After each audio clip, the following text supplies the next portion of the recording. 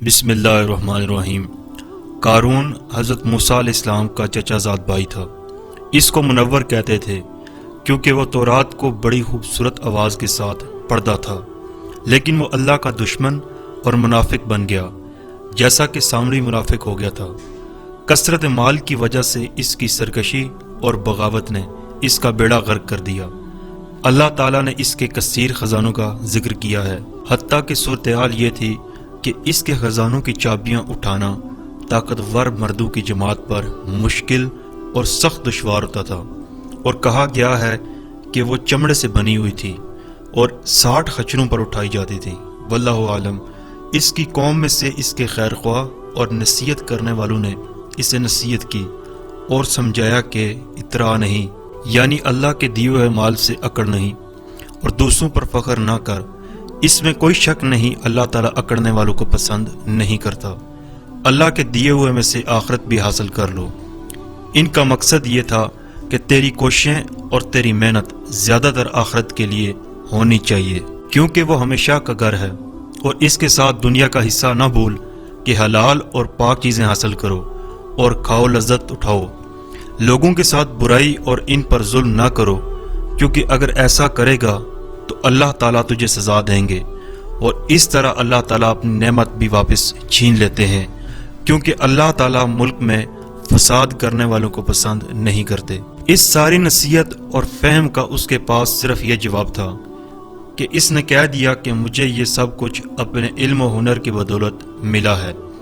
آپ کی اس نصیحت اور فہمائش پر مجھے کان دھرنے کی ضرورت نہیں ہے، کیونکہ جو کچھ اللہ نے مجھے دیا ہے میں اس کا استحقاق رکھتا ہوں، اور میں اس کا اہل اور باصلاحیت ہوں۔ اللہ رب العزت نے اس کے اس نظریے کی تردید کرتے ہوئے ارشاد فرمایا کہ اللہ تعالیٰ نے اس سے پہلے بھی بہت سے لوگوں کو ہلاک کیا ہے کہ وہ اس سے طاقت اور افرادی قوت میں زیادہ تھے، اور مجرموں سے ان کے گناہوں کے متعلق نہیں پوچھا جائے گا۔ جو لوگ اس سے پہلے مال و دولت میں زیادہ تھے ان کو ہم ہلاک نہ کرتے۔ قارون اندرونی طور پر کافر اور ظاہری لحاظ سے منافق تھا۔ ظاہری طور پر اپنے آپ کو مسلمان کہتا تھا۔ قارون نے ایک بدکار عورت کو کچھ مال اس شرط پر دیا کہ وہ لوگوں کے سامنے حضرت موسیٰ علیہ السلام کو کہے کہ تو نے میرے ساتھ ایسا ایسا کیا ہے۔ کہا جاتا ہے کہ اس عورت نے یہ بات کہہ دی تو آپ پر ڈر کی وجہ سے کپ کپی طاری ہو گئی۔ آپ نے 2 رکعت نماز ادا کی، پھر اس عورت سے اس بات پر قسم اٹھوائی اور پوچھا کہ تو نے یہ بات کیوں کی ہے؟ اس عورت نے جواب دیا کہ یہ کام مجھ سے قارون نے کرایا ہے۔ یہ بات سن کر حضرت موسیٰ علیہ السلام اللہ کے لیے سجدہ میں گر گئے اور قارون کے حق میں بد دعا کی، تو اللہ تعالیٰ نے حضرت موسیٰ علیہ السلام کی طرف وحی کی کہ میں نے زمین کو آپ کے تابع کر دیا ہے، وہ آپ کا حکم مانے گی۔ قارون پوری شان و شوکت اور اپنی زیب و زینت کے ساتھ اپنی قوم کے سامنے آیا، اور اپنے لاؤ لشکر اور خچروں میں گرا ہوا جن پر خزانے کی چابیاں لدی ہوئی تھیں اور فاخرہ لباس پہن کر حضرت موسیٰ علیہ السلام کی مجلس سے گزرا، اور حضرت موسیٰ علیہ السلام پہلی قوموں کے عروج و زوال کے حالات و واقعات سنا کر قوم کو واعظ کر رہے تھے۔ جب قارون کو لوگوں نے دیکھا تو بہت سے چہرے اس کی طرف متوجہ ہو گئے۔ حضرت موسیٰ علیہ السلام نے قارون کو بلایا اور اس سے پوچھا کہ اس نے ایسا کیوں کیا ہے؟ قارون نے جواب میں کہا کہ اے موسیٰ، اگر تجھے نبوت کے ذریعے مجھ پر فضیلت حاصل ہے تو مجھے مال و دولت کے لحاظ سے تم پر فضیلت حاصل ہے اور برتری حاصل ہے۔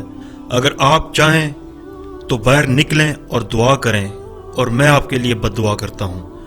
بس حضرت موسیٰ علیہ السلام باہر تشریف لائے اور قارون بھی اپنی قوم کے ساتھ باہر آیا، تو حضرت موسیٰ علیہ السلام نے فرمایا کہ پہلے تو بد دعا کرتا ہے یا میں تیرے لیے بد دعا کروں؟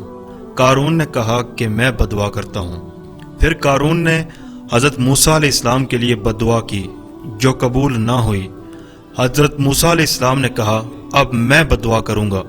اس نے کہا ہاں۔ حضرت موسیٰ علیہ السلام نے اللہ تعالیٰ سے عرض کی یا اللہ، زمین کو میرا فرما بردار کر دے۔ اللہ تعالیٰ نے حضرت موسیٰ علیہ السلام کی طرف وحی نازل فرمائی کہ زمین کو میں نے آپ کے لیے مطیع کر دیا ہے۔ حضرت موسیٰ علیہ السلام نے کہا کہ اے زمین اس کو پکڑ، تو زمین نے اس کو پاؤں تک پکڑ لیا۔ حضرت موسیٰ علیہ السلام نے پھر فرمایا کہ اس کو گھٹنوں تک پکڑ لے۔ زمین نے گھٹنوں تک نگل لیا، پھر شانوں تک قابو کر لیا۔ پھر فرمایا اس کے مال و دولت کی طرف توجہ کر۔ اس نے اس کے تمام خزانے پکڑ لیے اور لوگ ان کو دیکھ رہے تھے۔ پھر آپ نے اپنے ہاتھ سے اشارہ کیا کہ قارون اور اس کی قوم کو لے جا۔ یہ سنتے ہی زمین ان کے ساتھ برابر ہو گئی۔ اس طرح قارون اپنے خزانوں سمیت زمین میں دھنس گیا۔